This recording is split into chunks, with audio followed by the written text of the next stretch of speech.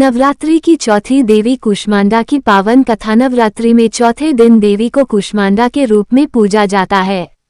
अपनी मंद हल्की हंसी के द्वारा अंड यानी ब्रह्मांड को उत्पन्न करने के कारण इस देवी को कूष्मांडा नाम से अभिहित किया गया है।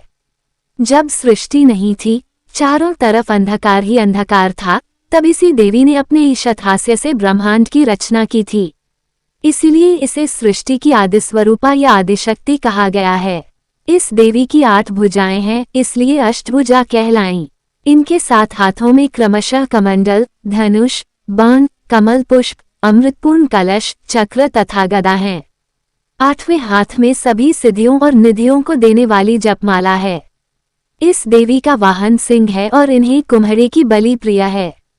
संस्कृति में कुम्हरे को कुष्मांड कहते हैं, इसलिए इस देवी को कूष्मांडा। इस देवी का वास सूर्यमंडल के भीतर लोक में है। सूर्यलोक में रहने की शक्ति क्षमता केवल इन्हीं में है, इसीलिए इनके शरीर की कांति और प्रभा सूर्य की भांति ही दैदीप्यमान है।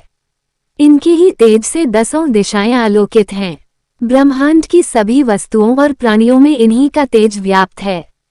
अचंचल और पवित्र मन से नवरात्रि के चौथे दिन इस देवी की पूजा आराधना करना चाहिए।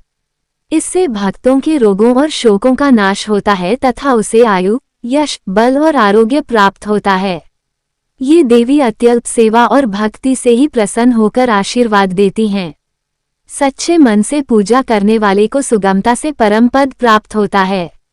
विधि विधान से पूजा करने पर भक्त को कम समय में ही कृपा का सूक्ष्म भाव अनुभव होने लगता है। ये देवी आधियों व्याधियों से मुक्त करती हैं और उसे सुख, समृद्धि और उन्नति प्रदान करती हैं। अंततः इस देवी की उपासना में भक्तों को सदैव तत्पर रहना चाहिए।